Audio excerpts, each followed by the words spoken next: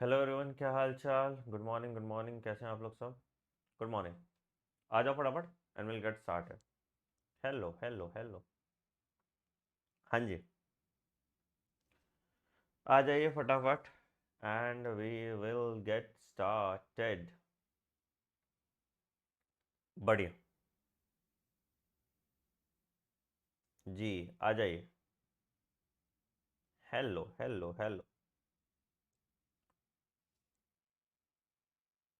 चल, तो हम लोगों ने कल फीमेल रिप्रोडक्टिव सिस्टम तक कंप्लीट कर लिया था। आज हम गैमिटोजेनेसिस मतलब जिसमें स्पर्मेटोजेनेसिस और oogenesis है प्लस मेंस्ट्रुअल साइकिल कंप्लीट करेंगे। ठीक है। ठीक है। चल, या बढ़िया। चलो बढ़िया। ठीक। चलो अब फिर बात नहीं करेंगे, अब फोकस करते हैं, पढ़ते हैं।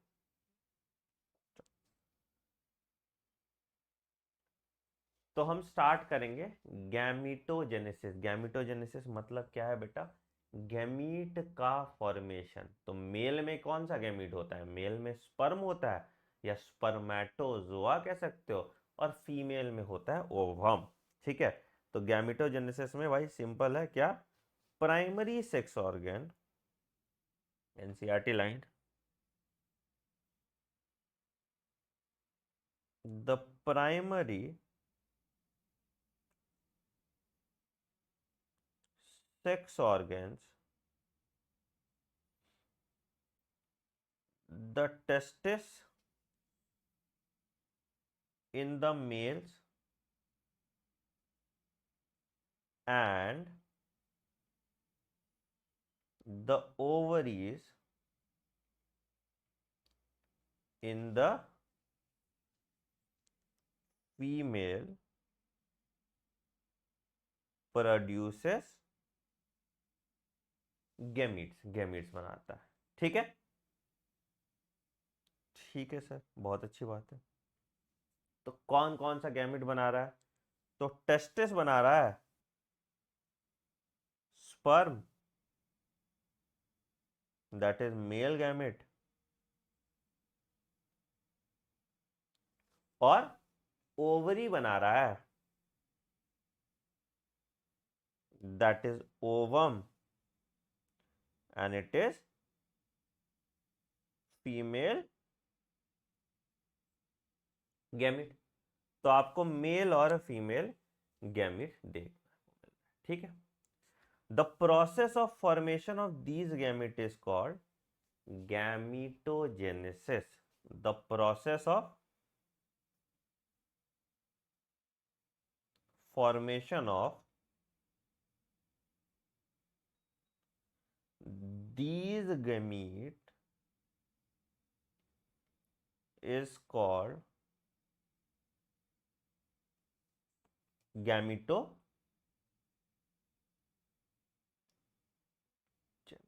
ठीक है। इस पूरे प्रोसेस को हम गैमीटोजेनेसिस कहते हैं। ठीक है। तो हम लोग शुरू करेंगे स्पर्मेटोजेनेसिस से, और उसके बाद फिर oogenesis देखेंगे, फिर मेंस्ट्रुअल साइकिल देखेंगे। तो आओ स्टार्ट करते हैं spermatogenesis.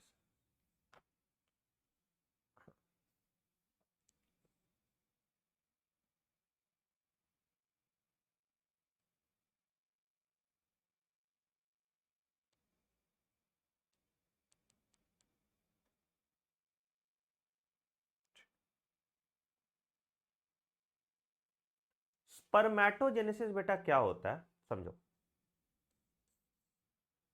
It starts with puberty in males है। Starts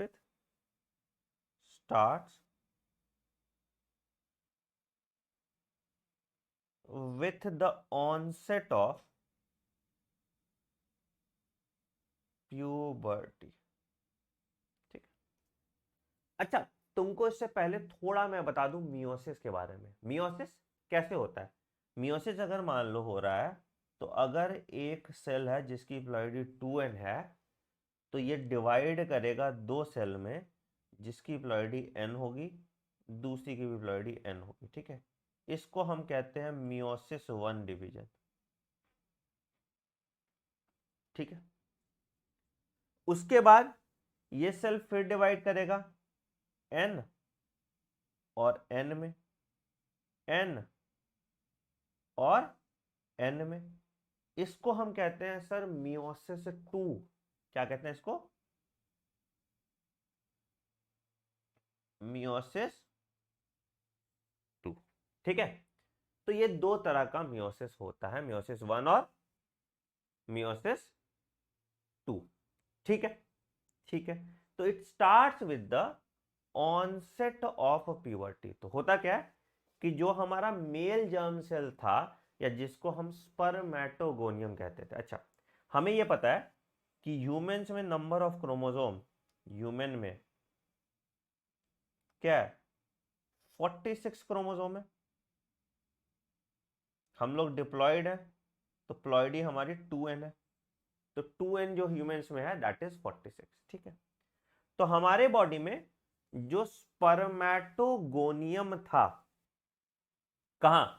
inside the wall of seminiferous tubule में, ठीक है। तो स्पर्मेटोगोनियम था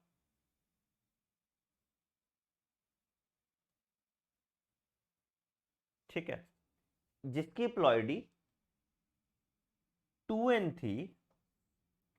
ये माइटोटिक डिवीजन करेगा कब? प्यूबर्टी के बाद। प्यूबर्टी के बाद ये माइटोटिक डिवीजन करेगा। पहले माइटोसिस कर रहा है, माइटोसिस में प्लॉइडी सेम रह रहा है, तो ये माइटोटिक डिवीजन कर रहा है।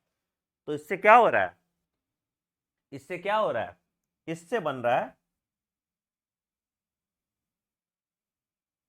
प्राइमरी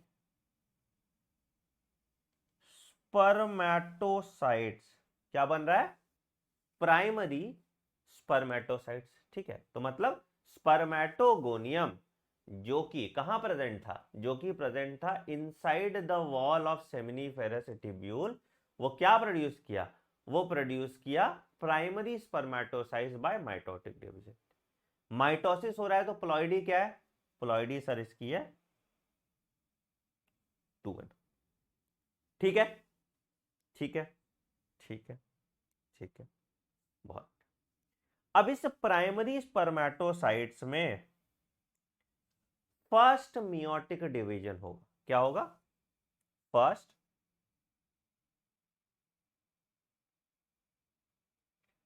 मियोटिक डिवीजन होगा। इस प्राइमरी स्पर्मेटोसाइट्स में फर्स्ट मियोटिक डिवीजन होगा, ठीक है। तो अगर हम ग्राफिकल डिपिक्शन भी करें, तो यहां एक से बहुत सारा आ गया था, ठीक है। मान लो ऐसे, ऐसे आप दिखा दो प्राइमरी स्पर्मेटोसाइट्स, ठीक है। अब यहां पे प्राइमरी स्पर्मेटोसाइट में फर्स्ट मियोटिक डिवीजन हुआ, तो क्या बनाया? एक और दो सेकेंडरी स्पर्मेटोसाइट्स बनाया। कितना? दो सेकेंडरी स्पर्मेटोसाइट्स बनाया। सर प्लॉइडी क्या होगा सर इसका? सर प्लॉइडी क्या होगा इसका? इसका प्लॉइडी हो जाएगा n। क्यों? क्योंकि मियोटिक डिवीजन यहां पे हुआ, ठीक है। तो अगेन यहां पे प्लॉइडी 2n, यहां पे प्लॉइडी 2n क्योंकि यहां माइटोटिक डिवीजन है, और यहां पे प्लॉइडी n और n, ठीक है। तो एक प्राइमरी स्पर्मेटोसाइट्स दो सेकेंडरी स्पर्मेटोसाइट्स बनाया, ठीक है। अब सेकेंडरी स्पर्मेटोसाइट्स में फिर से मियोटिक डिवीजन होगा। कैसा मियोटिक डिवीजन होगा? सेकेंड मियोटिक डिवीजन होगा। क्या बनेगा सर इससे? तो इससे अब बन गया एक दो, एक दो। क्या? स्पर्मेटिड्स बन गए इससे। कितने? 4। तो इससे बन गया स्पर्मेटिड्स। कितने सर? कितने सर? 4 स्पर्मेटिड्स बन गया। 4 स्पर्मेटिड्स बन गया। अब इन स्पर्मेटिड में सेल्यूलर डिफरेंशिएशन हो रहा है, यहां डिवीजन नहीं हो रहा, यहां पे क्या हुआ, सेल्यूलर डिफरेंशिएशन हुआ। मतलब इसमें सर ऐड किया, इसमें पूंछ ऐड किया, और ये इसका जो हेड है ये इम्बेड हो जाता है कहां, इसका जो हेड है वो इम्बेड हो जाता है सर्टोली सेल में, ताकि उसको न्यूट्रिशन मिलता जाए, और ये बना देता है, ये बना देता है, ये बना देता है क्या, स्पर्मैटोजोआ। तो यहां पे क्या हुआ, यहां पे सेल डिफरेंशिएशन हुआ, या इस प्रोसेस को हम कहते हैं स्पर्मियोजेनेसिस, इस प्रोसेस को हम कहते हैं स्पर्मियोजेनेसिस। और इससे क्या बना बेटा, इससे बन गया स्पर्मैटोजोआ। क्या प्लॉइडी हो जाएगी सर इसकी, प्लॉइडी हो जाएगी एन, प्लॉइडी हो जाएगी इसकी एन। समझ में आया, समझ में आया, समझ में आया, ठीक। आओ इसका थ्योरी वाला पार्ट एनसीईआरटी का लाइन लिख लें, ठीक है। एक और डायग्राम तुमको दिखाएंगे जिससे तुम एनसीईआरटी का लाइन लिख पाओगे, ठीक है। देखो, तो देखो यही से सेम डायग्राम देखोगे तुमको समझ में आ जाएगा। तो क्या लिखोगे, पहला सबसे पहला लाइन क्या, तो the spermatogonia are present on the inside wall of seminiferous tubule and, अरे क्या हो गया, तो क्वेश्चन आ गया, हाँ, द स्पर्मेटोगोनियम आर प्रेजेंट, यहां पे पॉइंट लिखोगे, पहला point, the spermatogonia are present on the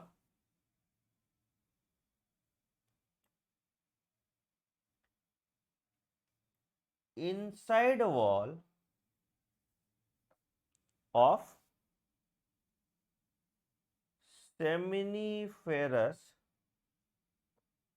tubule, ठीक, ठीक है, and they multiply by mitotic division, and they multiply by mitotic division, ठीक है सर। ये तो आपको दिख रहा होगा,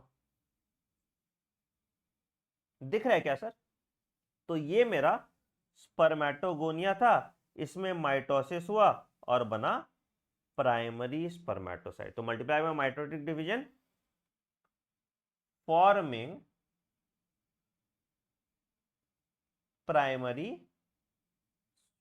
स्पर्मेटोसाइट, ठीक। नंबर ऑफ क्रोमोसोम कितना है सर इसमें, 46, दैट इज 2n, और उसके बाद जो प्राइमरी स्पर्मेटोसाइट बना उसमें नंबर ऑफ क्रोमोसोम कितना हो गया, 46, दैट इज 2n, ठीक है। Now the primary spermatocytes will undergo meiosis 1, now the primary spermatocytes में मियोसिस 1 हो रहा है, तो क्या बन रहा है, सेकेंडरी स्पर्मेटोसाइट दिख रहा है आपको, ठीक है। Now the secondary spermatocytes will undergo meiosis 2, तो क्या बन रहा है, स्पर्मेटिड। तो प्राइमरी स्पर्मेटोसाइट से मियोसिस 1 हुआ तो बना सेकेंडरी स्पर्मेटोसाइट्स, प्लॉइडी क्या हो गई सर इसमें, एन। सेकेंडरी स्पर्मेटोसाइट्स में मियोसिस 2 हुआ तो क्या बना सर, स्पर्मेटिड्स, प्लॉइडी क्या हो गई इसमें, एन, ठीक है। अब इसके बाद क्या होता है, अब इसके बाद क्या होता है, अब इसके बाद क्या होता है, स्पर्मेटिड्स बन जाता है स्पर्मेटोजोआ में, प्लॉइडी क्या हो गई, एन। यहां क्या हुआ प्रोसेस, स्पर्मियोजेनेसिस, स्पर्मेटिड से स्पर्मेटोजोआ बनने के प्रोसेस को हम कहते हैं स्पर्मियोजेनेसिस। स्पर्मेटिड से स्पर्मेटोजोआ बनने के प्रोसेस को हम कहते हैं स्पर्मियोजेनेसिस। अब दो लाइन यहां पे बहुत इंपॉर्टेंट है। क्या? पहला point, after spermiogenesis, after spermiogenesis क्या? The sperm head, the sperm head become embedded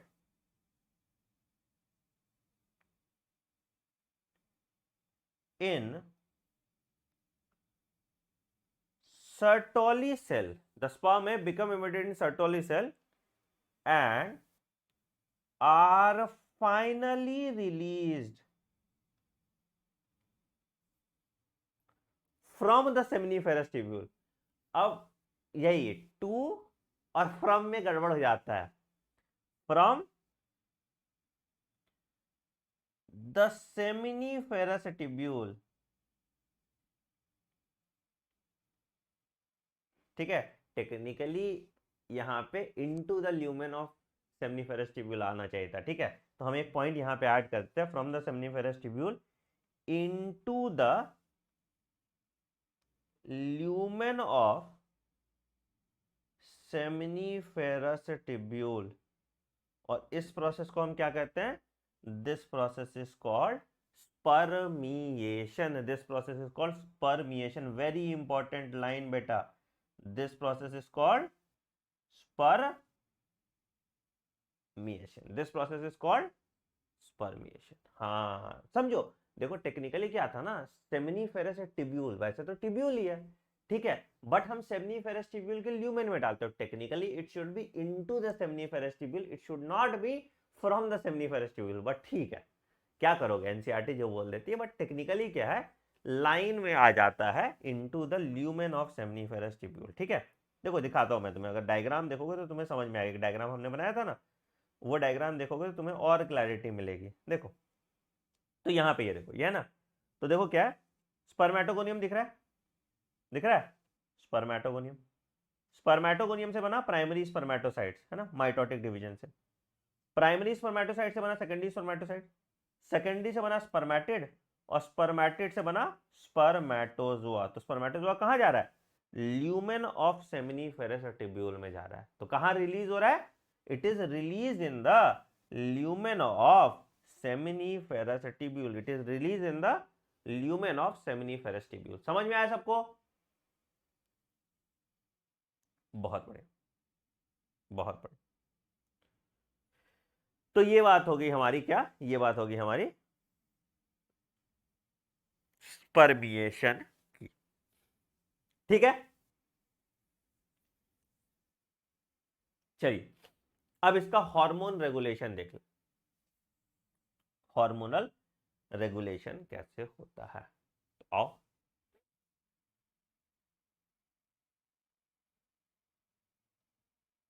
hormonal regulation of spermatogenesis.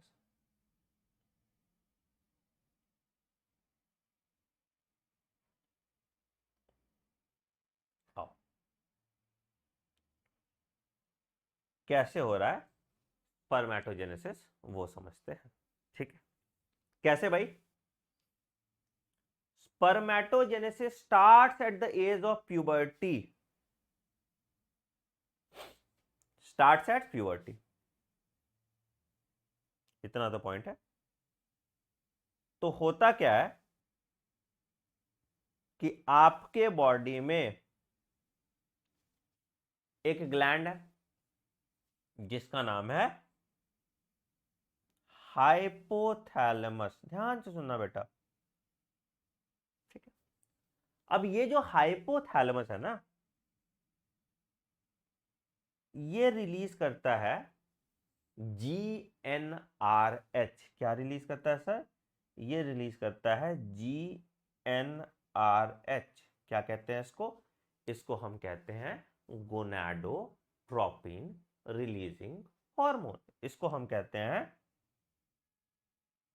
Gonadotropin releasing GnRH, gonadotropin releasing hormone.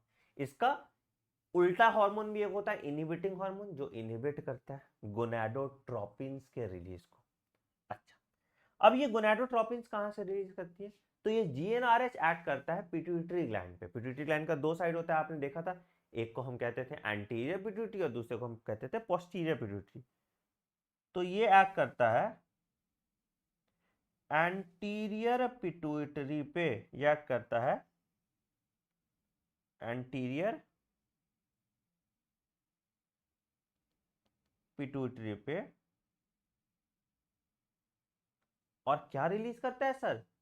यह एक्ट करता है एंटीरियर पिट्यूटरी पे और रिलीज करता है दो हार्मोन, जिसको हम गोनाडोट्रोपिन्स कहते हैं। तो रिलीजेस गोनाडोट्रोपिन, कौन कौन सा गोनाडोट्रोपिन रिलीज करता है? ये रिलीज करता है पहला FSH, जिसको हम फॉलिकल स्टिमुलेटिंग हार्मोन भी कहते हैं। डीप और सुपरफिशियल जो लिखा है उसके डायग्राम में क्या मतलब? डीप बेटा अंदर की तरफ गया तो डीप है, ऊपर की तरफ है तो सुपरफिशियल है ना। तो अंदर जाता जाएगा ना, तो ल्यूमेन तक हम जा रहे हैं, तो ल्यूमेन में जा रहे हैं तो हम डीप में जा रहे हैं। ऊपर पे है सेमनीफेरस ट्यूब्यूल के, तो ऊपर है, ठीक है। तो फॉलिकल स्टिमुलेटिंग हार्मोन, जिसको हम FSH कहते हैं। और दूसरा रिलीज करता है ये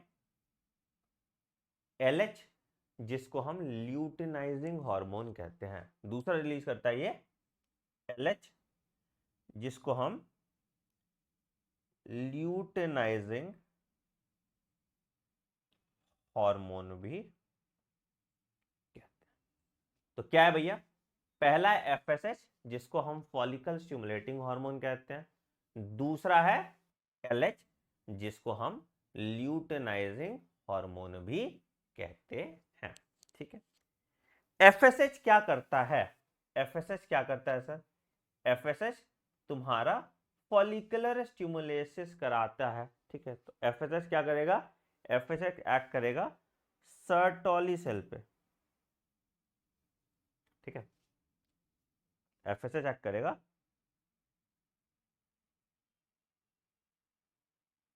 सर्टोली सेल पे, याद है आपको सर्टोली सेल, है ना, ठीक है। और LH किस पे एक्ट करता है? LH एक्ट करता है मेरे लेडिग सेल पे। किस पे एक्ट करता है? याद है लेडिग सेल इंटरस्टिशियल स्पेसेस में पाया जाता था। अब जो FSH सर्टोली सेल पे एक्ट करता है, ये रिलीज कराता है एक हार्मोन, जिसको हम कहते हैं ABP, या इसको हम कहते हैं एंड्रोजन बाइंडिंग प्रोटीन। क्या कहते हैं? Androgen binding protein. क्या रिलीज करता है ये रिलीज करता है ABP, जिसको हम कहते हैं androgen binding protein. Androgen binding protein sir क्या करता है? तो पहला पॉइंट ये क्या करता है? टेस्टोस्टेरोन का एक्यूमुलेशन कराता है टेस्टिस में। तो क्या करता है? कंसंट्रेट्स टेस्टोस्टेरोन इन टेस्टिस। तो इससे क्या होगा? स्पर्मेटोजेनेसिस होगा। इससे क्या होगा? स्पर्मेटोजेनेसिस होगा। तो क्या होगा? Increases the rate of spermatogenesis.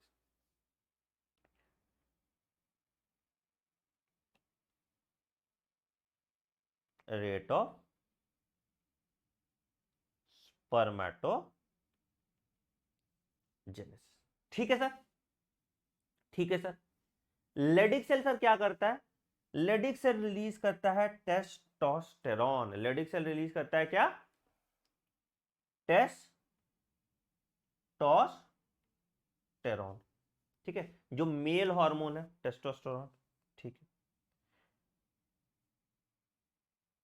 और अगेन इसका एक्यूमुलेशन करा दिया तुम्हारा एबीपी, इसका एक्यूमुलेशन करा दिया तुम्हारा एबीपी, और इससे हो गया तुम्हारा स्पर्मेटोजेनेसिस।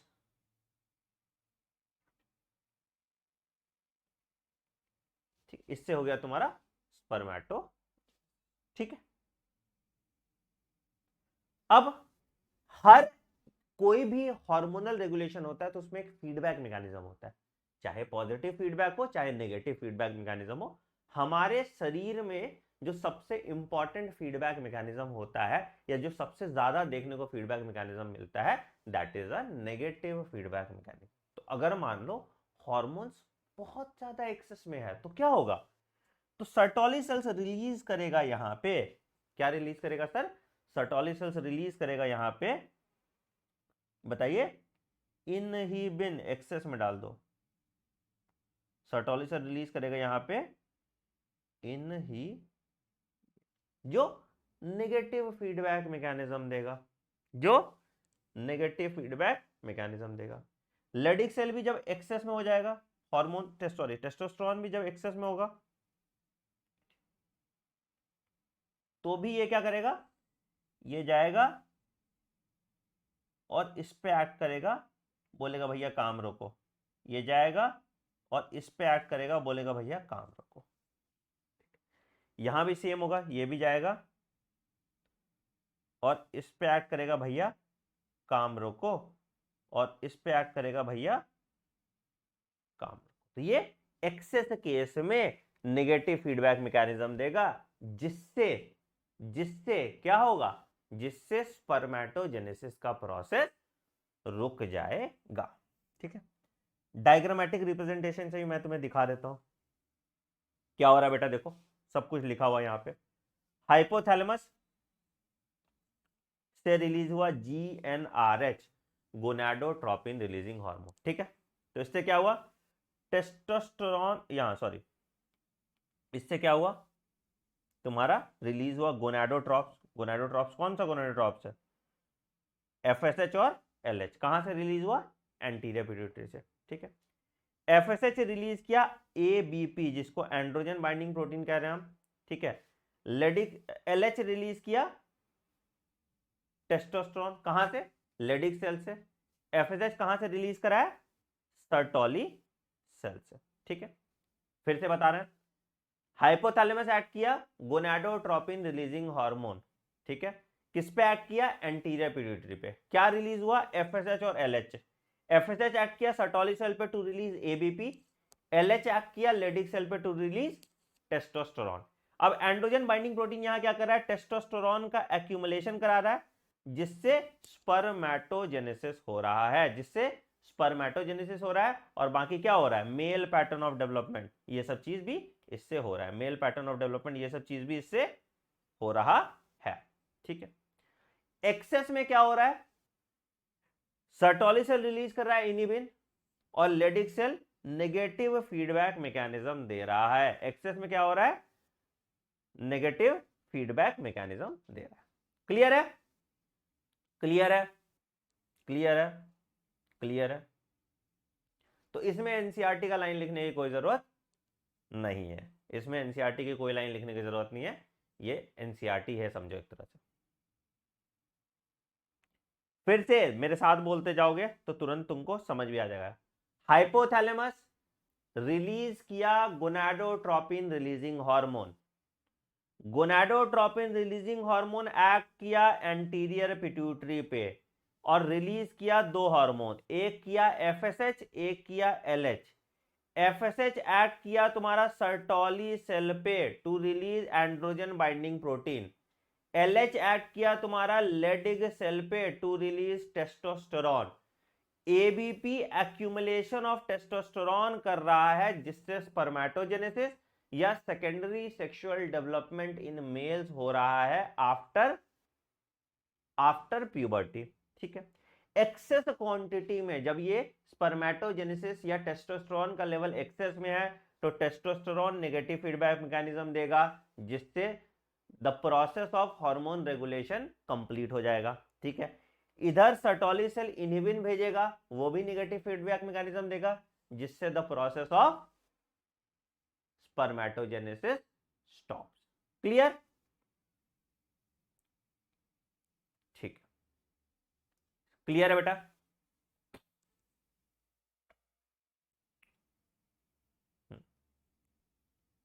कोई दिक्कत? कोई दिक्कत? चलिए अब आते हैं स्ट्रक्चर ऑफ स्पर्म देखते हैं ना। यहां पे मैंने डायग्राम बनाया हुआ है, स्ट्रक्चर ऑफ स्पर्म देखते हैं।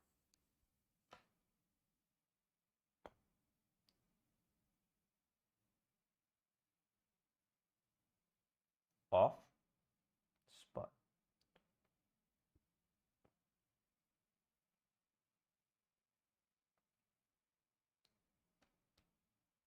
ठीक, क्या है भैया?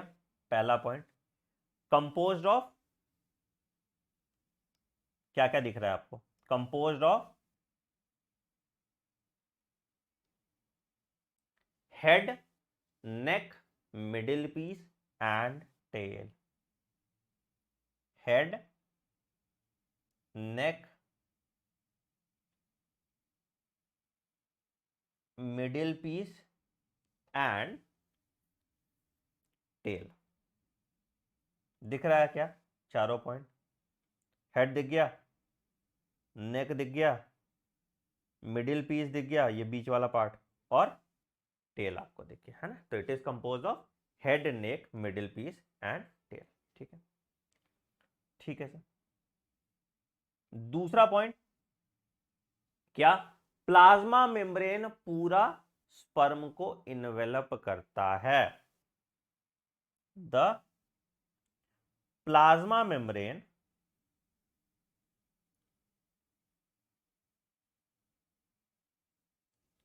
envelops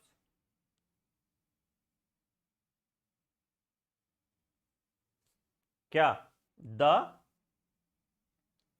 होल बॉडी, द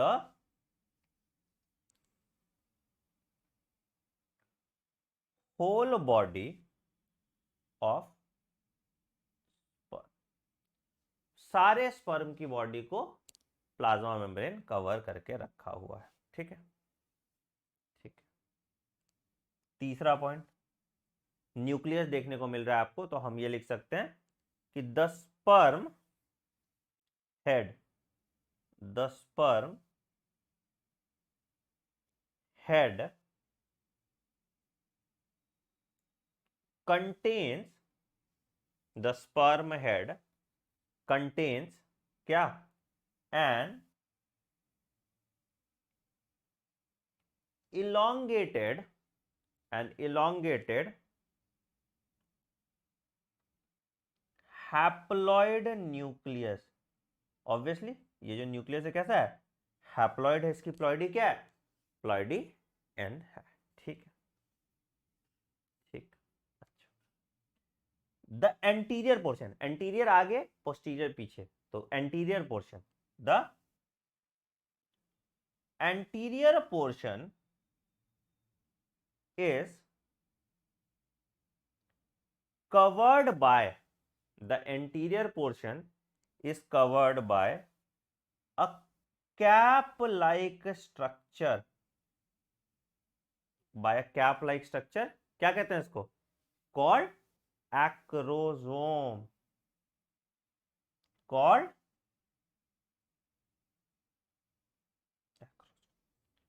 ये जो कैप लाइक स्ट्रक्चर दिख रहा है ना, इसको हम कह रहे हैं एक्रोसोम। ठीक, अब ये जो एक्रोसोम है मेरा सर, ये जो एक्रोसोम है मेरा, it is filled with, it is filled with enzymes, with enzymes that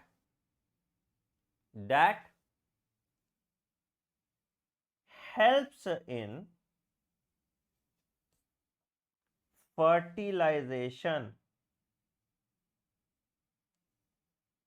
of ovum। तो क्या करता है? ये penetration of sperm in ovum को फैसिलिटेट करता है। कौन कौन सा एंजाइम है सर इसमें? तो इसमें लाइटिक एंजाइम होते हैं। लाइटिक मतलब ब्रेक डाउन करने वाले एंजाइम होते हैं, और इसको हम स्पर्म लाइसिन्स कहते हैं। क्या कहते हैं? Sperm lysines. ठीक है, तो ये लाइटिक एंजाइम या ब्रेक डाउन करने वाले एंजाइम प्रेजेंस होते हैं जो क्या करते हैं? फैसिलिटेट कराते हैं फर्टिलाइजेशन। ठीक है, ठीक है, ठीक। कोई दिक्कत? कोई दिक्कत? ठीक। तो ये आ गया आपका हेड की बात की हमने। ठीक है, स्पर्म हेड की बात की। ठीक है, दूसरा आते हैं नेक की बात करते हैं।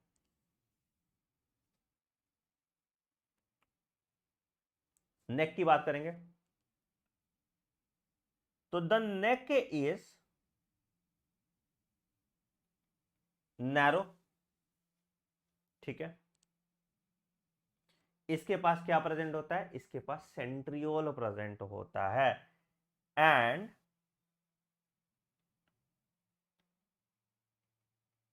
कंटेन्स क्या? Proximal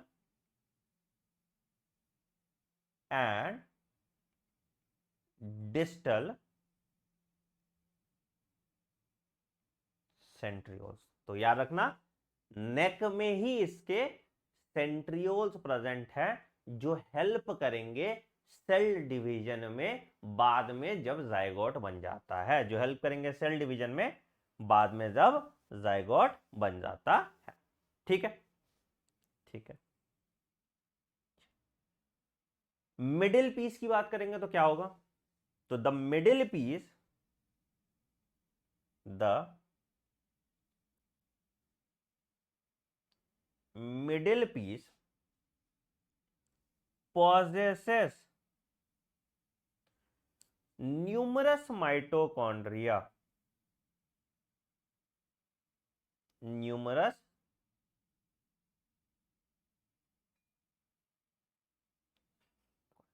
the middle piece possesses numerous mitochondria which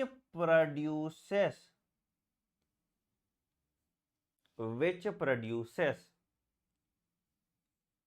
energy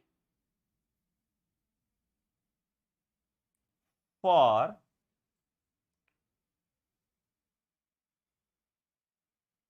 movement of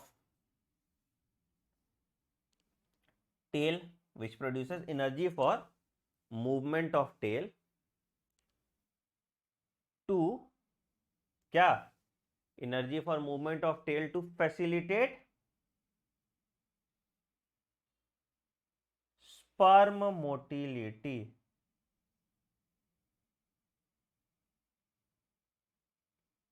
ठीक है, ठीक है, ठीक है। कोई दिक्कत? तो इसके पास माइटोकॉन्ड्रिया प्रेजेंट होते हैं जो एनर्जी देता है जिससे स्पर्म मूव कर पाएगा। ठीक है, अच्छा, बहुत अच्छी बात है। यहां पे एक और पॉइंट लिख लो, the mitochondria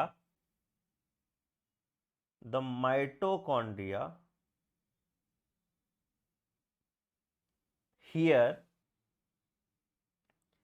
are arranged spirally, है ना? स्पाइरली समझ, ऐसे ऐसे are arrange spirally and is called, NCERT में लिखा हुआ है निबर्नकन शीथ, मार्क करके, है ना? And is called Nebenkern sheath, NEBENKERN sheath. ठीक है, तो यही माइटोकॉन्ड्रियल अरेंजमेंट को हम निबर्नकन शीथ कहते हैं। ठीक है, थोड़ा अमाउंट में यहां पे साइटोप्लाज्म भी है। ठीक है, तो thin layer of cytoplasm is found in is found in क्या यहां पे पाया जाएगा, तो क्या कहेंगे इसको, is found in middle piece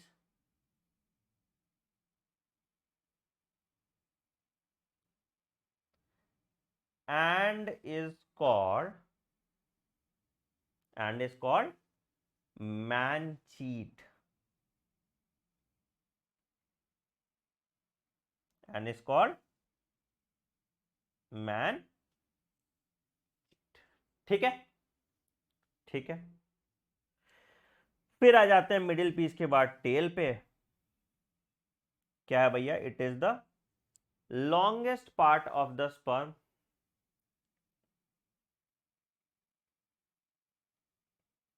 part of the sperm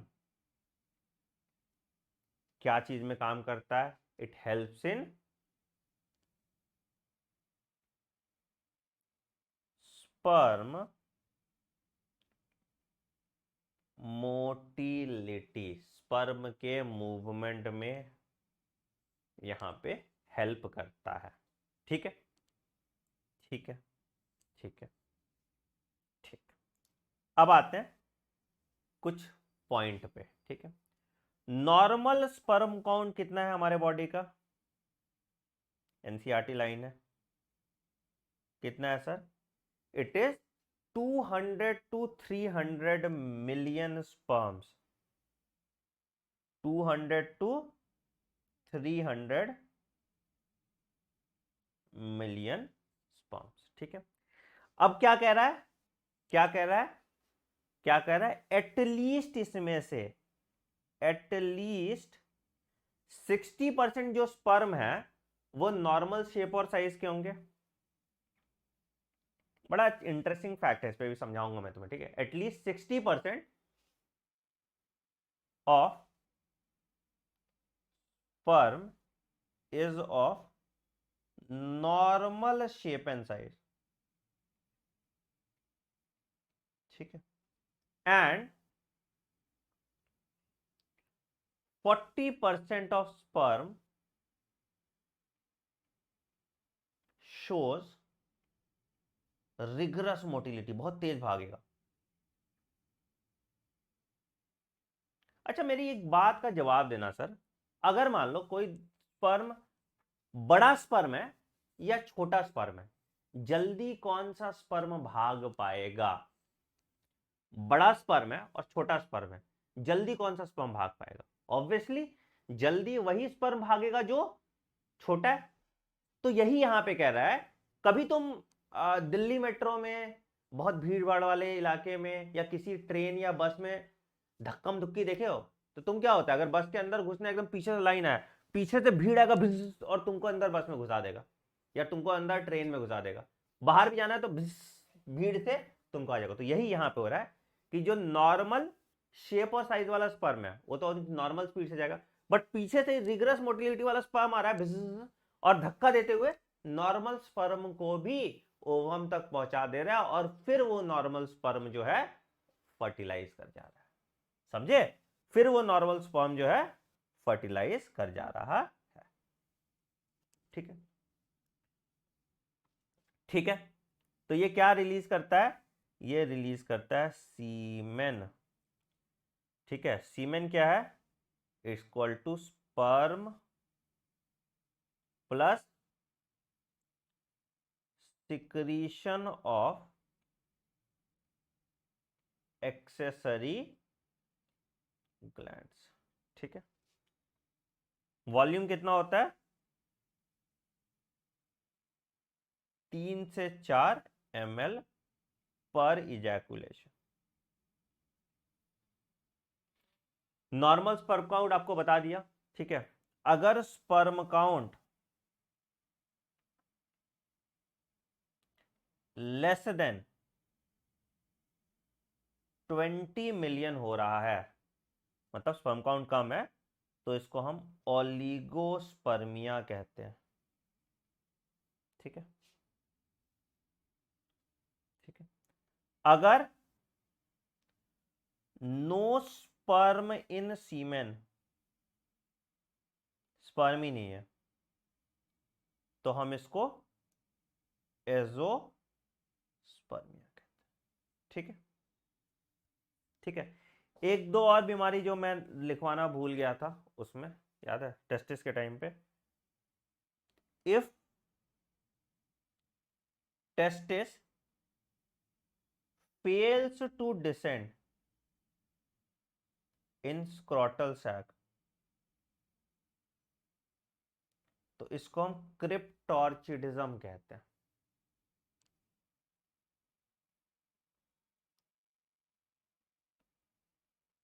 ठीक है,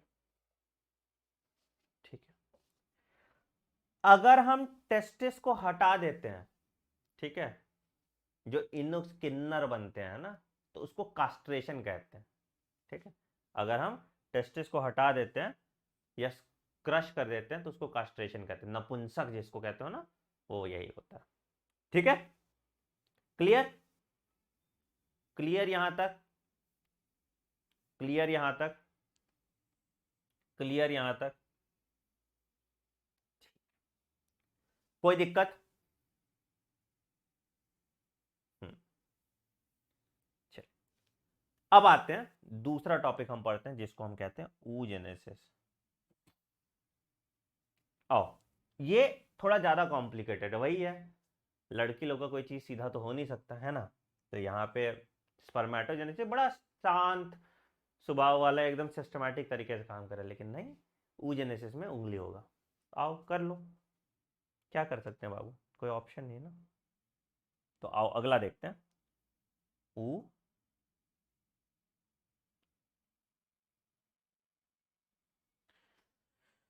यही तो दुख है।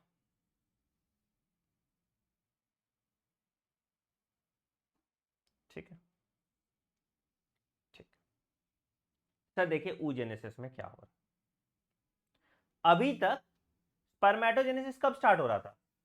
स्पर्मेटोजेनेसिस स्टार्ट हो रहा था प्यूबर्टी के बाद। ठीक है, लेकिन लड़की लोग का काम है यहाँ, तो माहौल बहुत पहले से सेट हो रहा है। तो oogenesis starts at early female life. ठीक है, तो बहुत सारा अर्ली फीटल लाइफ में बन जाता है। तो it starts at early foetal life. अभी यहाँ प्यूबर्टी पे स्पर्मेटोजेनेसिस हो रहा है, यहाँ क्या हो रहा है बेटा, अर्ली फीटल लाइफ में हो रहा है। ठीक है, ठीक है। तो क्या भाई, तो क्या हुआ, अर्ली फीटल लाइफ में बना ऊगोनिया। तो क्या बना, ऊ, ध्यान से सुनना बेटा, है ना। अगेन इसकी प्लॉइडी क्या होगी सर, ये डिप्लॉइड है। ठीक है, कब बना ये, फीटल लाइफ में। और ये ऊगोनिया में होगा खूब सारा माइटोसिस, ये ऊगोनिया में होगा खूब सारा माइटोसिस, और ये बनाएगा सर प्राइमरी ऊसाइट। ये बनाएगा सर प्राइमरी। सर क्या होगी इसकी प्लॉइडी, इसकी प्लॉइडी भी होगी 2n, क्योंकि क्या हो रहा है यहाँ पे, माइटोसिस हो रहा है।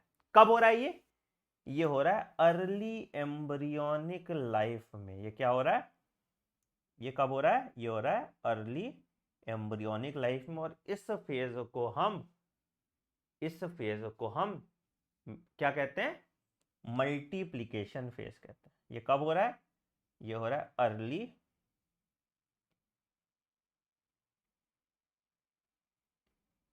एम्ब्रियोनिक लाइफ में।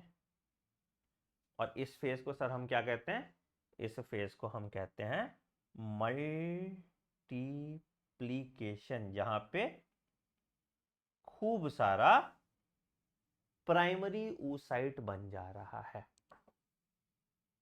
हाँ, हाँ जी तुषार, बिल्कुल, माहौल मम्मी के पेट से बन रहा है।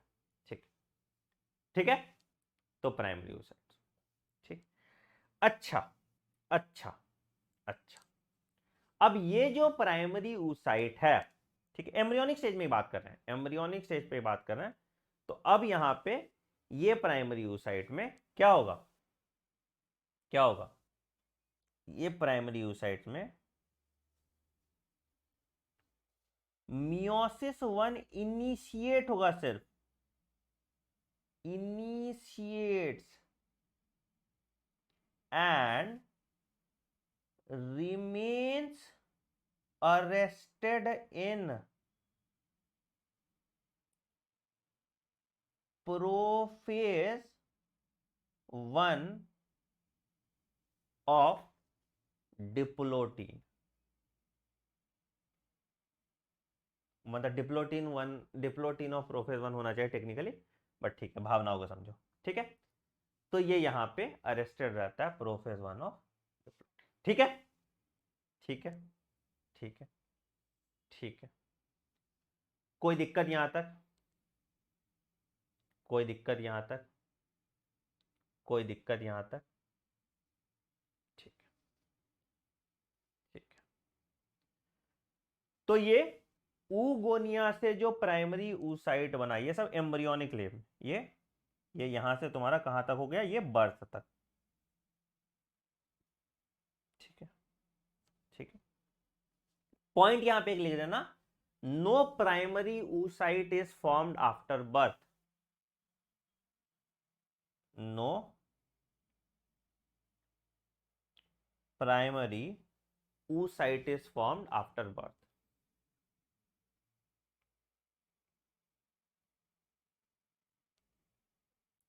आफ्टर बर्थ, ठीक। अब ये प्राइमरी oocyte अरेस्टेड हो गया, कहां पे, कहां पे, कहां पे, डिप्लोटीन फेज में। ठीक। अब ये जो प्राइमरी oocyte जो था ना, इस पे फॉलिकल लगना स्टार्ट हो जाता है। ठीक है, तो क्या होता है, क्या होता है, प्राइमरी oocyte पे, यहां पे एक पॉइंट देख लो कि बर्थ के बाद, बर्थ के बाद क्या होता है कि प्राइमरी oocyte पे, तो ईच प्राइमरी oocyte क्या gets surrounded by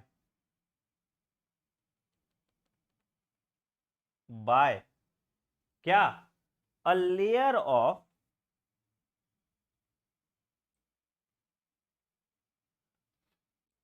granulosa cell, a layer of granulosa cell and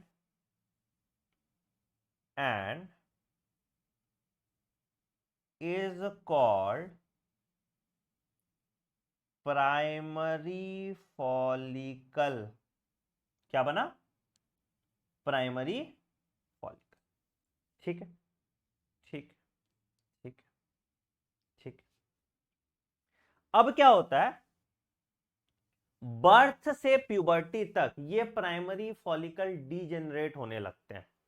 ठीक है, तो क्या होगा, a large number of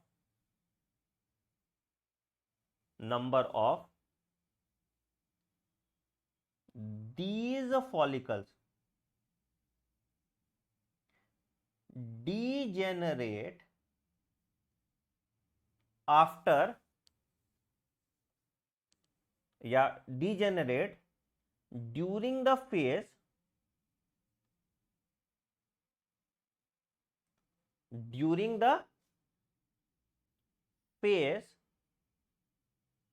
from birth to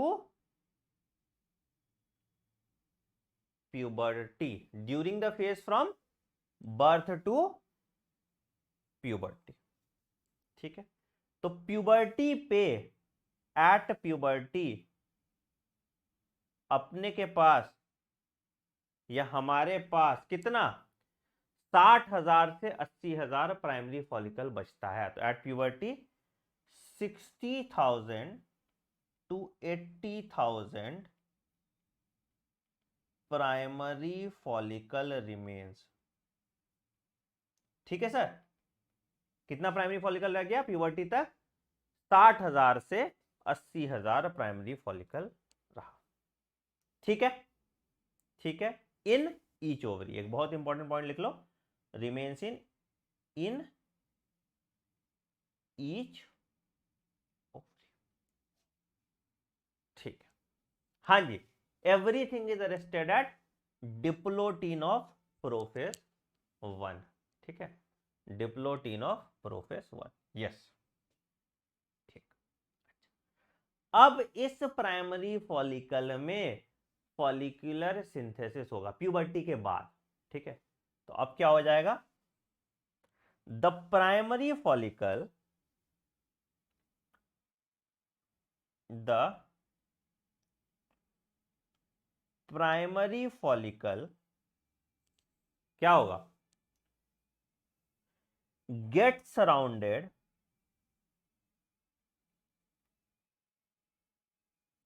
bye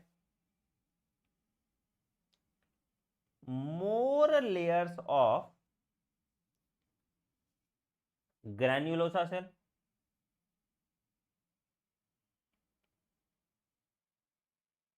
and a new theca and a new theca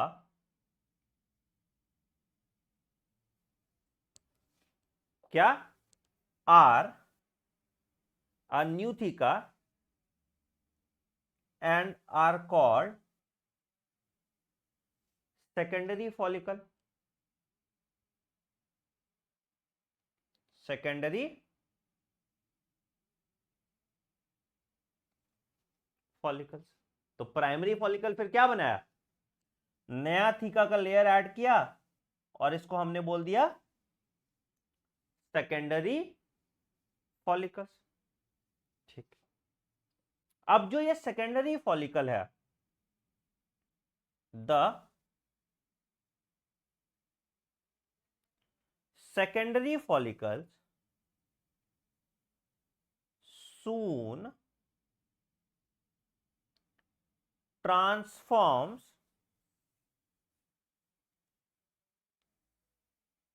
into a tertiary follicle, secondary follicle soon transforms into tertiary follicle which is characterized by, इसमें एक fluid filled space होता है जिसको हम antrum कहते हैं, तो which is characterized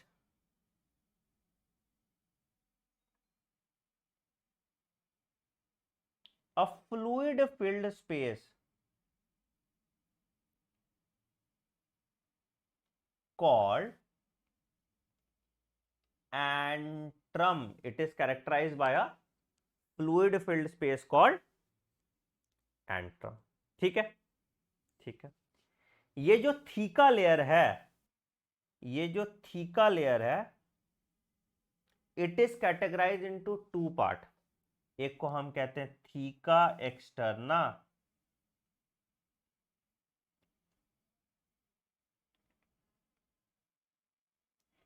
और दूसरे को हम कहते हैं थीका इंटरना।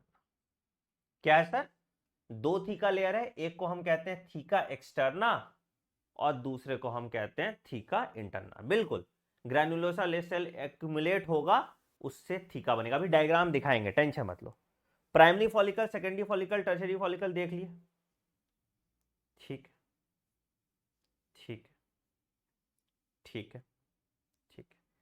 अच्छा, एक लाइन यहां पे एनसीईआरटी कहती है, एक लाइन यहां पे एनसीईआरटी कहती है क्या, it is important to draw your attention that at this stage that the primary oocyte within the tertiary follicle grows in size and completes its first meiotic division। अब बोलोगे सर ग्राफियन फॉलिकल में नहीं, tertiary follicle में कहती है, तो according to NCERT यहां लिख लीजिए। ठीक है, होना क्या चाहिए था कि ग्राफियन फॉलिकल रप्चर होता है एलएच के सर से। ठीक है, बट एनसीईआरटी माता की जय हो, अकॉर्डिंग टू एनसीईआरटी यहां जरूर लिख दीजिएगा, अकॉर्डिंग टू एनसीईआरटी, मैं नहीं कह रहा। ठीक है, तो आप यही समझ लीजिए, आपके हिसाब से यही सही जवाब है। तो अकॉर्डिंग टू एनसीईआरटी क्या कह रहा है, अकॉर्डिंग टू एनसीईआरटी क्या, तो it is important that at this stage, मतलब एट दिस स्टेज, कौन सा, टर्शरी फॉलिकल का stage, at this stage the primary oocyte, primary oocyte within the tertiary follicle, the primary oocyte within the tertiary follicle grows in size, grows in size and completes its first meiotic division, completes its first meiotic division, है ना, ध्यान रखना, complete is first meiotic division, बहुत important point. ठीक है, और मैं तुम्हें डायग्राम दिखाता हूं, और मैं तुम्हें डायग्राम दिखाता हूं इसका। तो देखो, तुम्हारा ये प्राइमरी oocyte है, ठीक है, इसको हम प्रीमोडियल फॉलिकल कह सकते हैं या प्राइमरी फॉलिकल कह सकते हैं अकॉर्डिंग टू एनसीईआरटी। देखो, किसी भी स्टैंडर्ड किताब में देखोगे ना, टर्शरी फॉलिकल का जिक्र नहीं होता, मतलब प्रीमोडियल फॉलिकल बोलता है, फिर लेट प्राइमरी फॉलिकल बोलता है, फिर उसके सेकेंडरी फॉलिकल बोलता है, और उसके बाद सीधा मैच्योर फॉलिकल या ग्राफिन फॉलिकल बोल देता है। ठीक है, तो एनसीईआरटी के हिसाब से हो जाता है, ये प्राइमरी फॉलिकल हो जाता है, ये सेकेंडरी हो जाता है, और ये टर्शरी हो जाता है, और फिर ये ग्राफिन फॉलिकल हो जाता है। तो तुम क्या देख रहे हो, पहले क्या हुआ कि लेयर ऑफ ग्रैन्युलोसा सेल्स आया या फॉलिकुलर सेल्स आया, ठीक है, तो एक लेयर बना, इस पे और ज्यादा लेयर ऑफ ग्रैन्युलोसा सेल आ गया, तो बन गया क्या, सेकेंडरी। फिर इसमें फ्लूइड फिल्ड स्पेस एंट्रम आ गया, तो क्या हो गया, टर्शरी फॉलिकल, और ये सुंदर से अपने आप को अरेंज कर लेता है, तो ये मैच्योर फॉलिकल बनाता है या ग्राफियन फॉलिकल बनाता है, ये मैच्योर फॉलिकल बनाता है या ग्राफियन फॉलिकल बनाता है। ठीक है, ठीक है, तो मैच्योर फॉलिकल को हम ग्राफियन फॉलिकल बोलते हैं, याद रखना। ठीक है, मैच्योर फॉलिकल को हम ग्राफियन फॉलिकल बोलते हैं। टेक्निकली एनसीईआरटी को यहां पे ग्राफियन फॉलिकल लिखना चाहिए, बट कोई बात नहीं, एनसीईआरटी माता की जय हो बोल दिया। ठीक है, हाँ जी, सेकेंडरी फॉलिकल में थीका का 2 लेयर नहीं आ रहा, टर्शरी फॉलिकल में आता है, इसमें सिर्फ ग्रैन्युलोसा सेल्स है। ठीक है, ग्रैन्युलोसा सेल का लेयर है, डिफरेंशिएशन नहीं हुआ था, बाद में डिफरेंशिएशन हो जाता है, और थीका एक्सटर्ना और थीका इंटरना की हम बात करते हैं। ठीक है ना, ठीक है, तो बाहर वाला जो थीका है वो एक्सटर्ना है, देखो यहाँ पे देखो, टर्शरी फॉलिकल में तुमको दिख जाएगा, बाहर वाला जो थीका है वो थीका एक्सटर्ना है, ठीक है, अंदर वाला जो थीका है वो थीका इंटरना है, और उसके अंदर तुम्हारे ग्रैन्युलोसा सेल्स है, उसके अंदर तुम्हारे ग्रैन्युलोसा सेल्स है। क्लियर है, क्लियर है, एक बात हम सब तो, ठीक है, चलो अब वापस बैक टू हिस्ट्री आते हैं। अब ये फॉलिकल जो बन रहा था, ये फॉलिकल पार्ट किसका था, प्राइमरी oocyte का ही पार्ट था, ये फॉलिकल पार्ट किसका था, प्राइमरी oocyte का ही पार्ट था। ठीक है, ठीक है, तो भाई क्या, तो अब यहां पे जो प्राइमरी oocyte है मेरा, फिर से वापस आ जाते हैं हिस्ट्री पे, प्राइमरी oocyte, अभी तक इसकी प्लॉइडी क्या थी सर, प्लॉइडी इसकी 2n थी, it will undergo first meiotic division. जब ये फॉलिकल वाला काम हो रहा था, जब ये फॉलिकल वाला काम हो रहा था, उसी फॉलिकल वाले काम के दौरान primary oocyte undergoes first meiotic division, ध्यान से सुनना, फर्स्ट मियोटिक डिवीजन। तो primary oocyte undergoes first meiotic division to form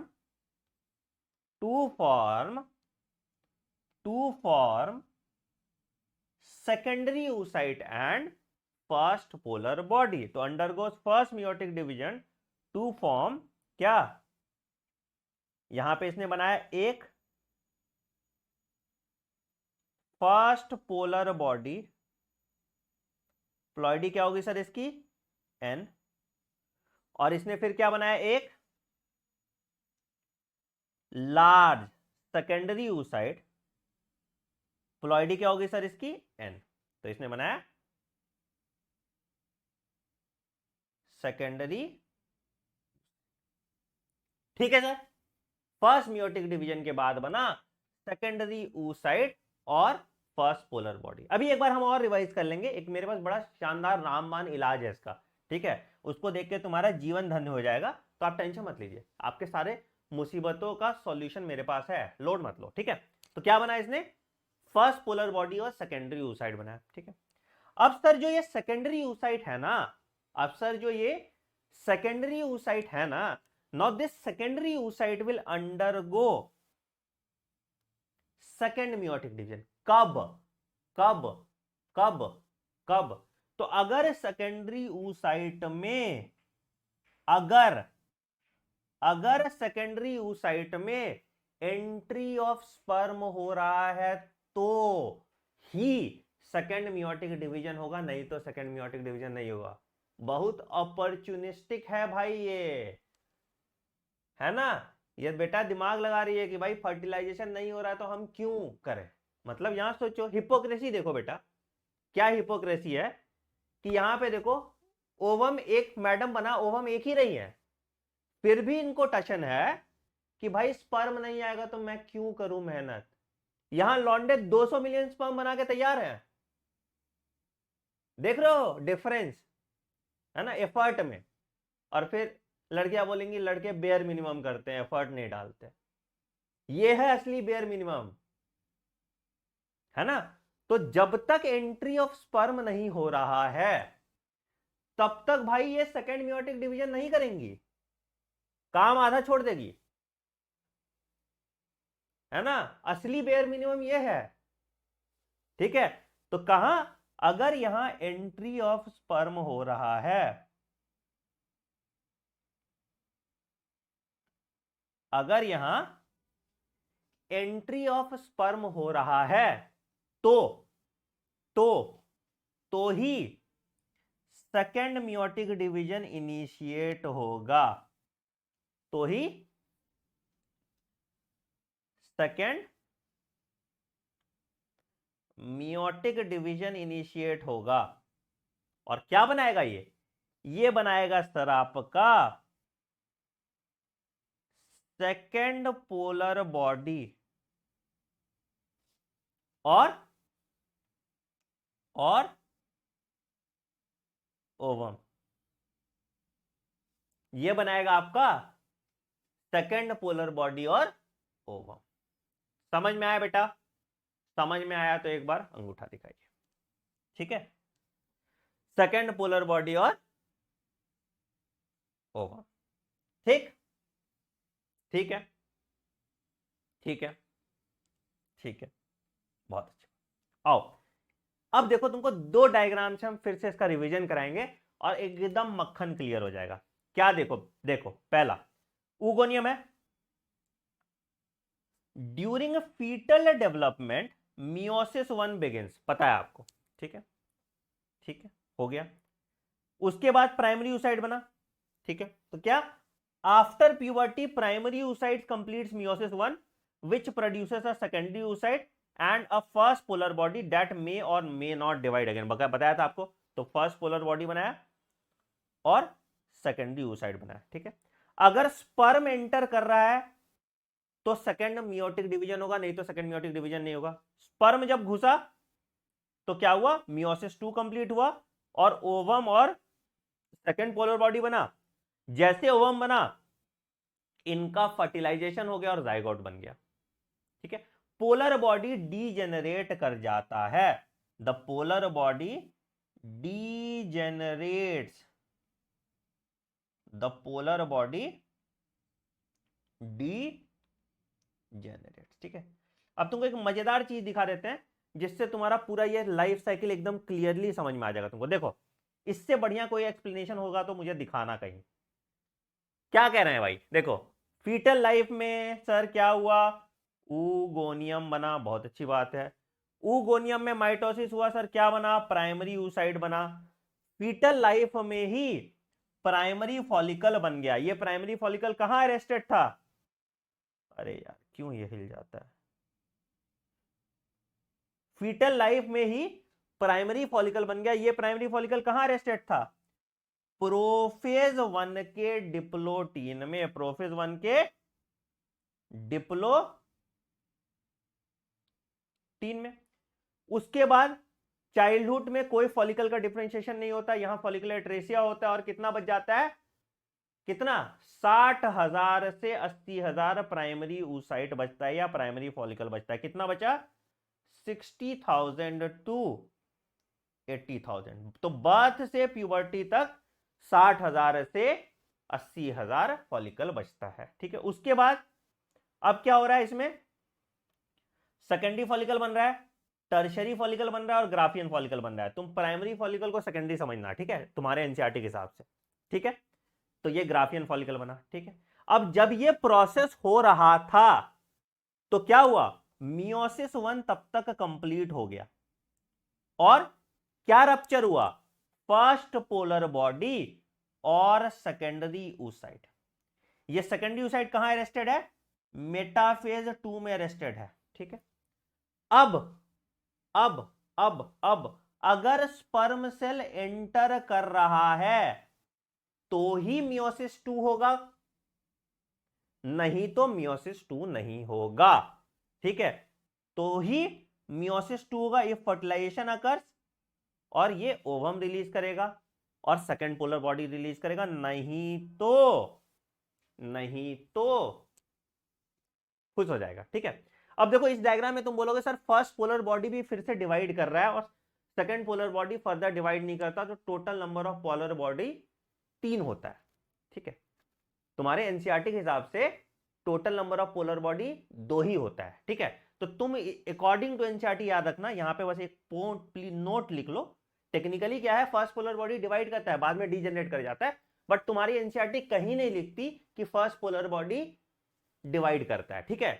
तो according to NCERT total number of polar body is 2, according to NCERT, ठीक है। यहां पे एक और पॉइंट लिख लो, अकॉर्डिंग टू एनसीईआरटी, बट तुम हायर क्लास में जाओगे तो तुम्हें दिखेगा कि फर्स्ट पोलर बॉडी भी डिवाइड करता है। तो according to NCERT total number of polar body is equal to 2, first polar body और सेकेंड पोलर बॉडी।